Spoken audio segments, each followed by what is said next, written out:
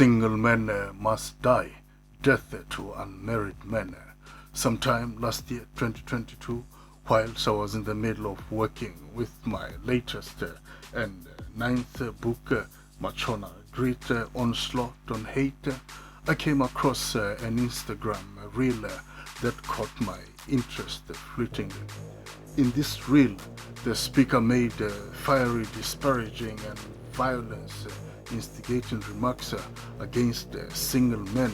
The speaker is a prominent American religious leader whose thoughts influence hundreds of millions of people across the world. However, not all will be direct adherents of his unique religious flock within the broader global faith movement of the umbrella religion, which could be Christianity, Judaism, Islam, or any other. They all serve the same purpose, which is the harnessing of our primitive instincts, limiting the extent to which we can think we are free-thinking, independent individuals. Religion, a tool of oppression as destructive as can be. I choose not to name the religious leader because I failed to find the said Instagram reel for a concrete reference source. Nevertheless, I have throughout all my adult life so far come across innumerable sentiments like those uttered by the man of God vis-a-vis men living alone without women as their marital partners. Basically, the unmarried men haters' contention is that solitary living unmarried men are not real men. Because they are not real men, they are anti-God and thus they deserve to die. The unmarried men haters say that God must kill single men and it is the duty of all married men serving God to ensure that God's will is fulfilled. Death to the unmarried. Amen. It's strange that Catholic priests don't get married though. Celibacy doesn't mean abstinence. Catholic priests do get caught doing the hanky-panky too.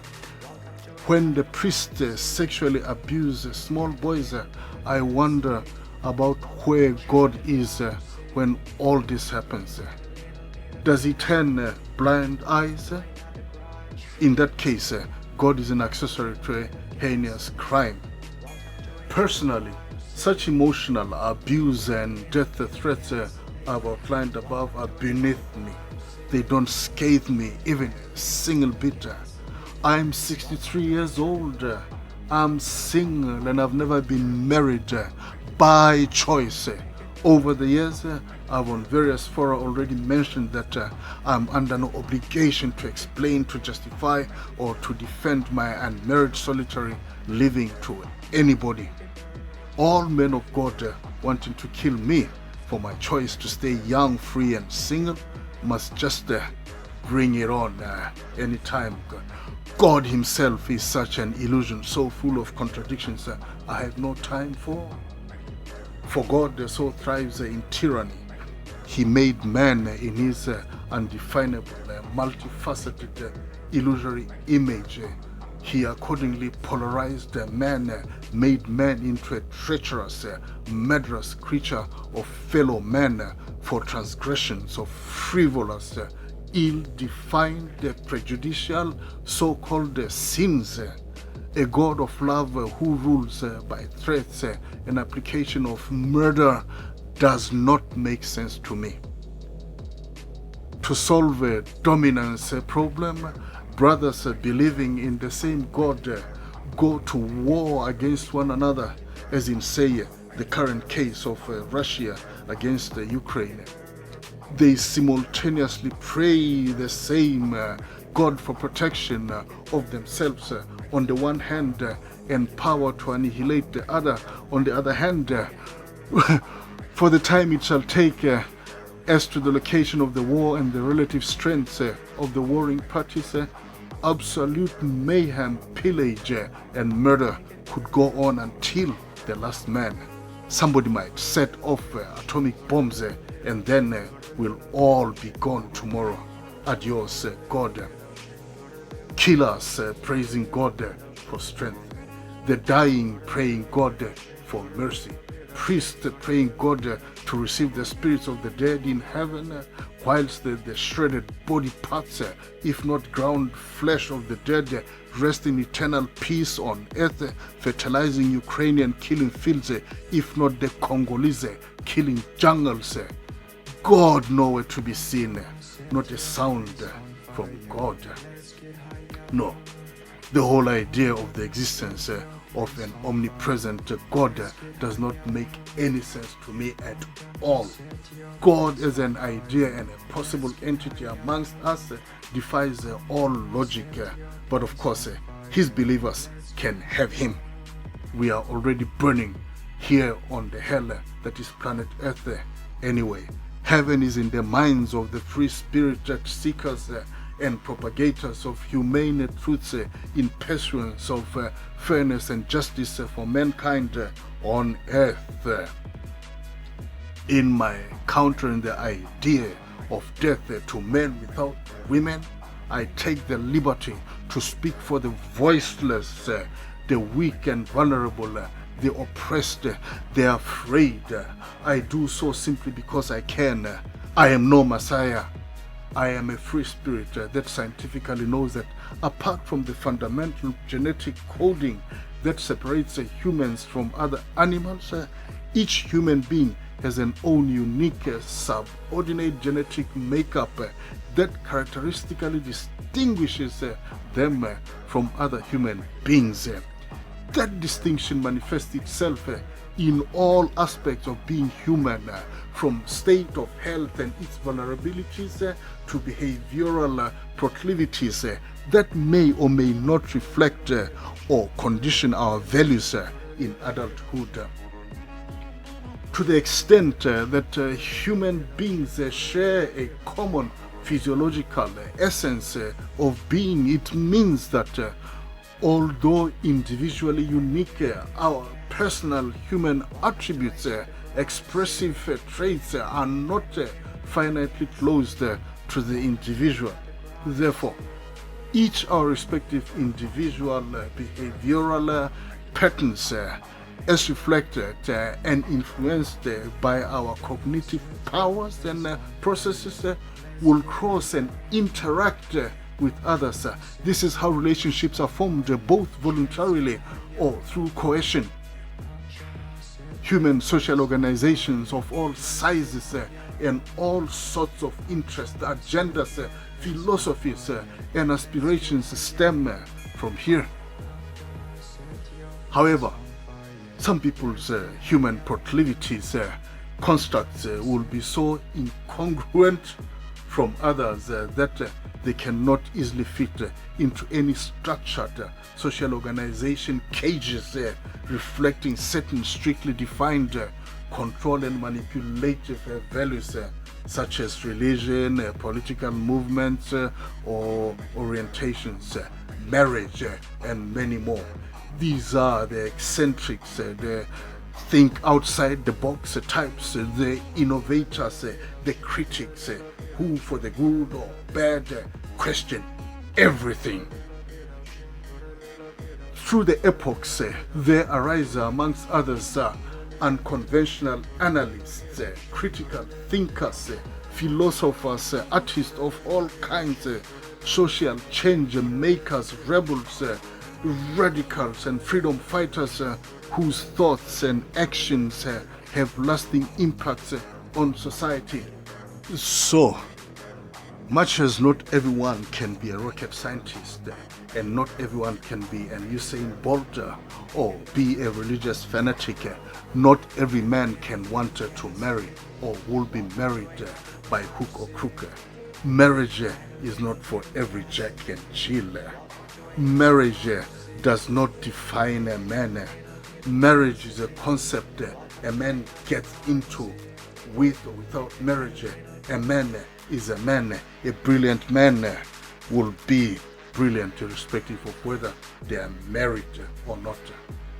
In my private and professional lives, I have come across many idiotic married men.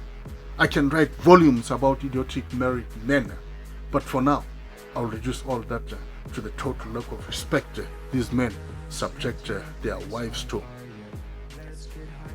Married men who beat up their wives disgust me.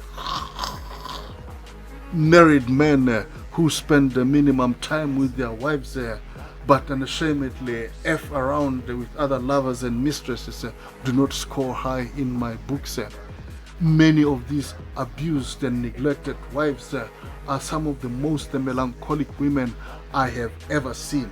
In my travels around Europe many years ago, I met a grown-up lady who once said to me something like, and I quote, "Simon, it's taken me 30 years to realize that I got married to an a-hole of a man." Close quote. 33 years later, the couple, now older and even more wary of each other, their marriage is still going strong. Kind of. That's because, and I quote, "We are Catholics, we don't divorce." Close quote. Oh, help me God. Which reminded me of what a dear brother of mine once said to me about women who hang on all their lives to marriages with a-hole men. He says, according to our African cultures, divorce is unthinkable for many a woman. Divorce is haram, you see. Oh, and quote, and I say, Jesus. I am not anti-marriage. Reality is that I'm a great fan of marriage. Serious. If ever the poet one fine day finds me at the right time and place, I could get married at the snap of a finger. Marriage is good, that to the extent that it mutually fulfills both the conceptual and functional expectations of the marriage partners. By the conceptual, I refer mainly to the subjective sentiment of love, the feelings it induces, and the expectations and obligations it imposes on those in love. Simply because we can never read people's minds, we can never know the feelings of other people, just as we can never know their expectations and self-defined obligations when in love. But fidelity and devotion are principles I've learned that they play an even more critical role in marriage. If these hold, marriage has a chance of a long life. Functional expectations in marriage are about the objective practicalities of day-to-day life the married will and do encounter in their living together as a couple and subsequently as parents if children do come into the picture in time. Here are included aspects of family economic strength, an important consideration in the determination of how and where the family shall live. Other crucial questions to address will include the division of duties in the home, management of extended families and other social relations, faith, culture and traditions, political affiliations, career development and ambitions, family wealth creation and sustenance, as well as many other practical considerations. In my world, a marriage that fails to deliver on the mutual conceptual functional expectations for the married couple cannot hold. It need not hold at all cost, haram or no haram.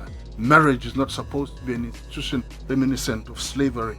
Neither is marriage supposed to be an institution of permanent dependency of women to physical, emotional, abusive men.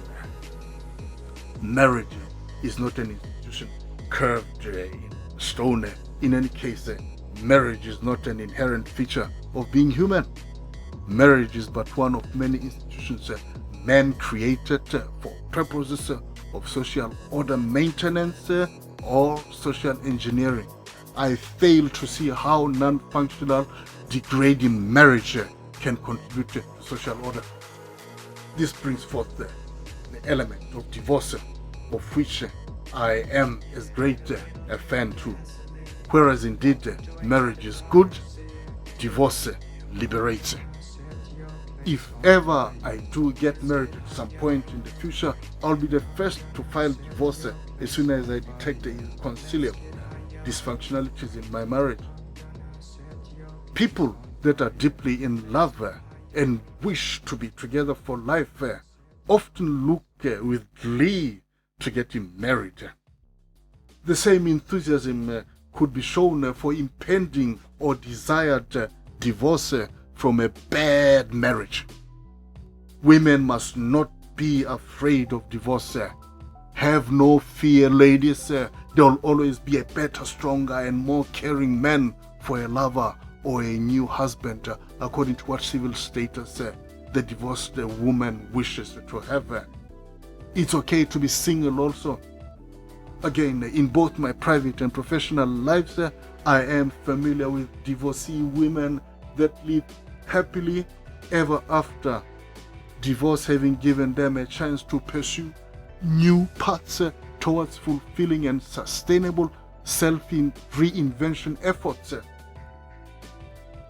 Some of the happiest men I know are married. Equally, there's a hell lot of infectiously happy single and married, never been married men I know. Of course, the contents of the happiness baskets vary from one man to the other man, regardless of civil status. Nevertheless, happiness is happiness. Happiness makes for a balanced, productive citizenry. Conversely, the unhappiest loser types of men I know and have known are or have been married. I have in my time come across extremely lonely married men, weakened of spirit and hoping to find happiness and comfort away from their wives. Many of these sad men are prone to extremes of costly promiscuous tendencies. Some end up falling prey to alcohol and substance abuse with potentially dire consequences. Suicidal tendencies are not uncommon here. So much for marriage as an instrument of social cohesion. There absolutely are other ways to prove that a man is a man and worthy of societal recognition as such than apparently effing around and holding women in the bondage of dehumanizing marriages. I pity men that get into and remain in unhappy marriages for reasons beyond my control, family and peer pressure. That is what people do. Children, potential impoverishment through loss of accumulated wealth to the ex-wife in the event of a divorce, and other reasons. It ought to be a given that nation-states will strive as much as it is humanly possible to create all necessary conditions for a happy state of existence for the people. The various social interest organizations prevailing in society are there to ensure that the state lives up to its obligations for the people. This is what social justice work is about. It's not up to social interest organizations, leaders, to arbitrarily judge and condemn to death certain categories of their fellow citizens for being non-conformatory to fluid social conventions such as marriage. Single, unmarried, and or never been married men deserve to live life to its fullest potential, just like everyone else. Jesus was killed for other reasons than for that he was unmarried. And talking about God, biographyonline.net says Swami Vivekananda, a spiritual teacher and important figure in Indian Renaissance of the late 19th century, a great believer in the virtues of celibacy, says, and I quote, "If one wastes the most potent forces of one's being, one cannot become spiritual." All history teaches us that the great seers of all ages were either monks and ascetics or those who had given up married life. Only the pure in life can see God. Furthermore, biographyonline.net says that Nikola Tesla was a unique inventor who threw himself into discovering new advances in electronics and science. He had no interest in marriage and saw sex as a distraction from his life's purposes. A famous actress of the time, Sarah Bernhardt, tried to attract him, but he merely saw her as a distraction.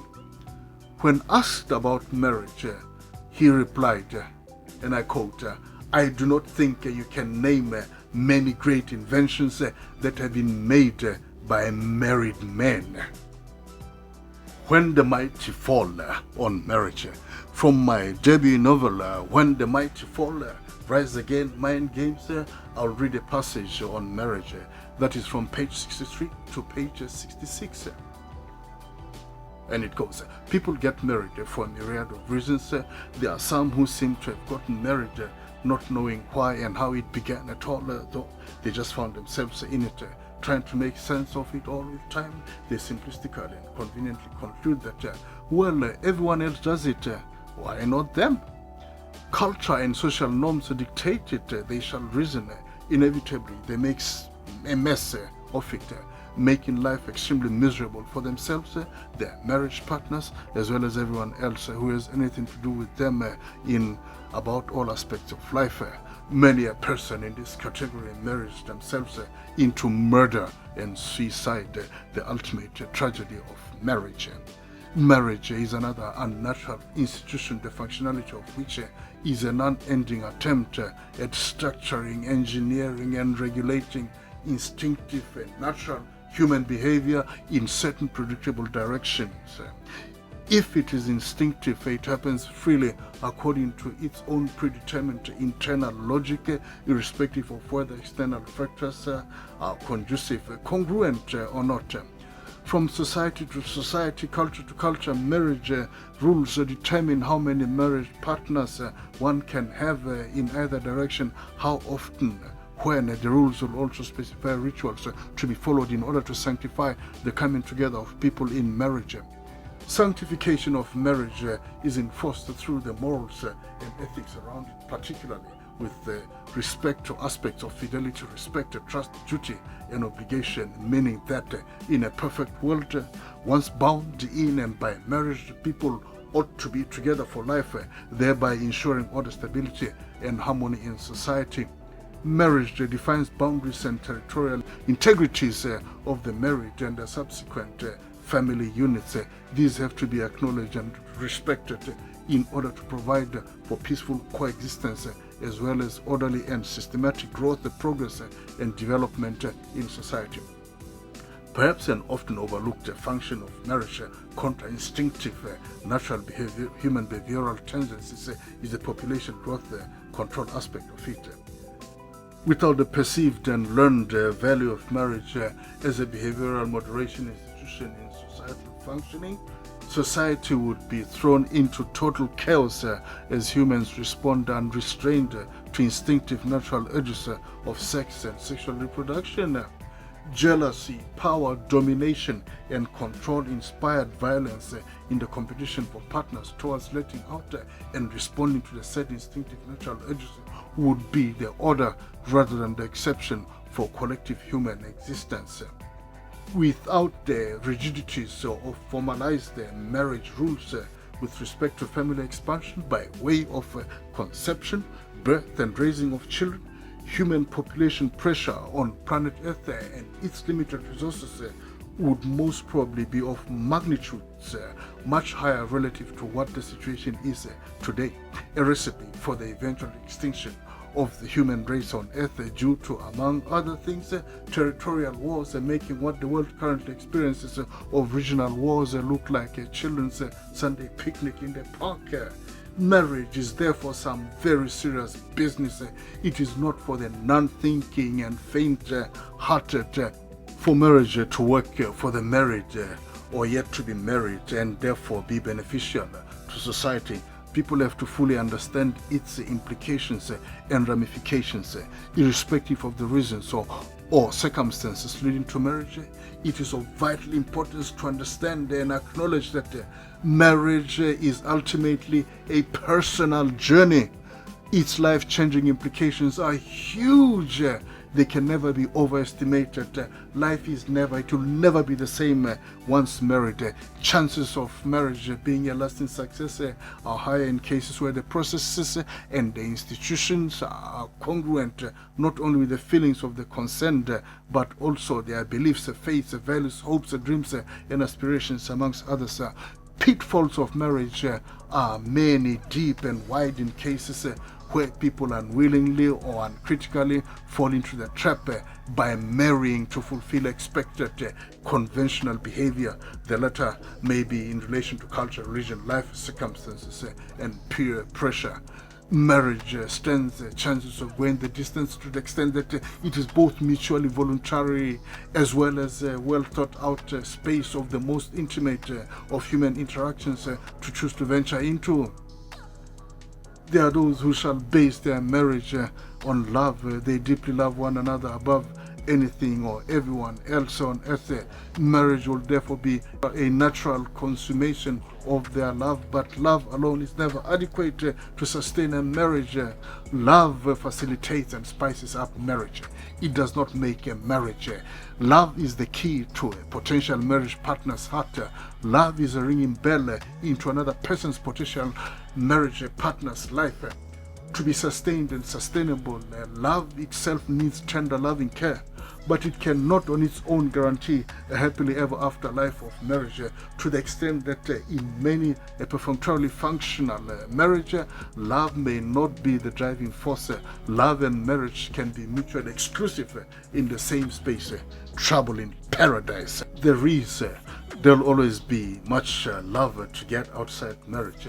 As a natural instinct, people will always know when they are in love or not. Love instinctively gravitates towards love. If there is love in marriage, chances are that the marriage can be kept together. Love is a natural force of emotion that knows no color, race, religion, or creed, because it is a vital part of, but larger than marriage. Any marriage, the importance of which is attached more to man-made concepts of culture, religion, and other social conventions than love, is doomed to failure.